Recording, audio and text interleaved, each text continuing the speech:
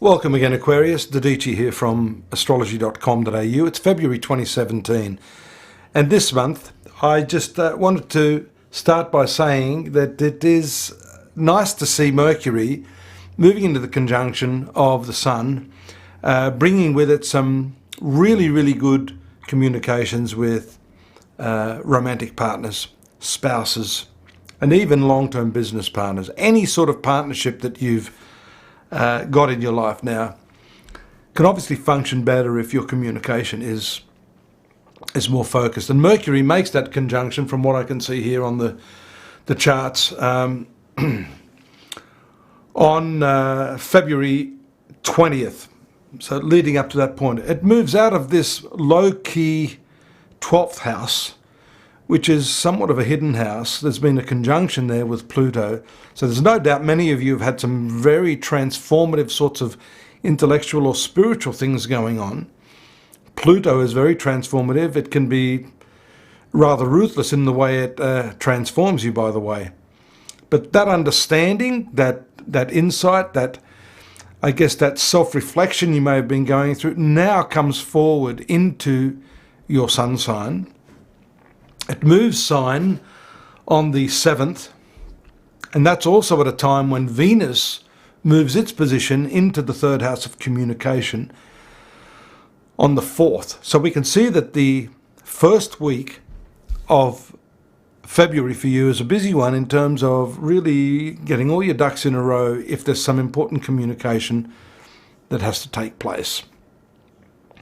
Speaking of that 3rd house of communication, as the month starts, the moon, which is the planet of debt and health and workplace activity, is in conjunction with Mars, the planet ruling your career and also changes. So it's interesting, for some of you, some of these communications I'm talking about may relate directly to some change you're wanting to make within your professional arena. Now, that doesn't mean you're going to go and take a new job, but there could be some, let's just call it a reformat, not necessarily a reboot. Certainly a lot of travel may be involved here. Your mind could become very restless, hence the need to really use that Mercury energy to communicate clearly what it is that you want. If there's some dissatisfaction in the area of work, it's important for you to get that off your chest.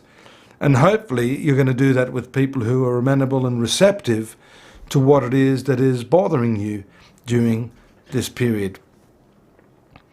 We see also the importance of the relationships borne out around the 11th of the month, when the moon moves to its fullness. It'll be a full moon.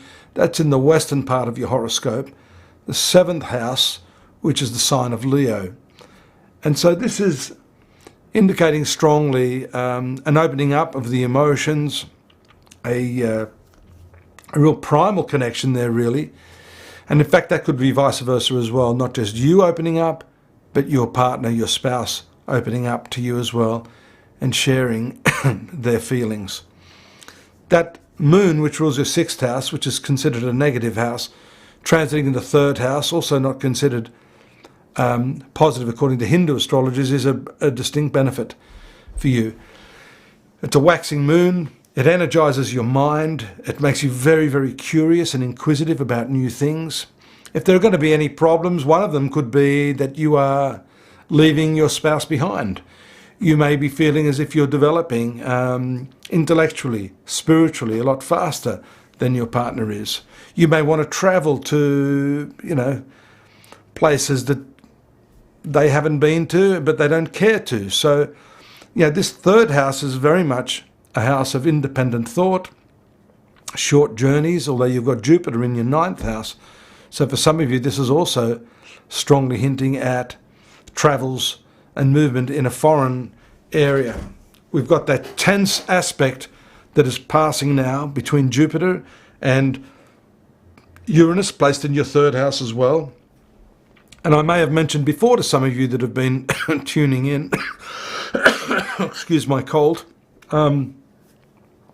that some of these journeys may happen rather abruptly, because that's the action of Uranus, especially in the sign of Aries, in your third house of mind, at the drop of a hat, to make some changes, to make some moves, to go on a holiday, so on and so forth.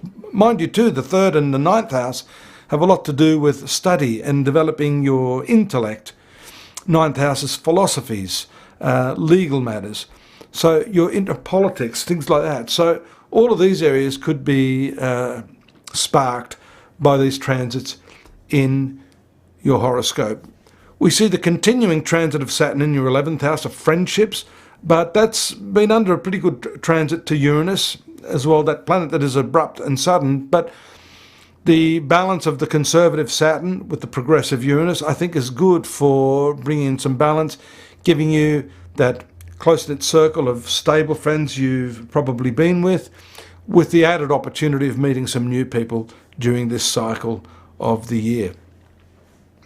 I'd like to just remind you again that this is just a part of the jigsaw of the whole year that I have prepared for you there at astrology.com.au. 2017, the full picture, your love, your romance, your finance, your career, the general trends, and also your luck, your karma and your spirituality. Astrology.com.au. Go there, take a look at it. We've also got the month in a bit more detail for you because, of course, this is just a snapshot. And I do hope you'll avail yourself of that. And join me again next month here when we give you yet another snapshot in the continuing soap opera of Sun Sign Aquarius. Thanks for joining me. Take care now.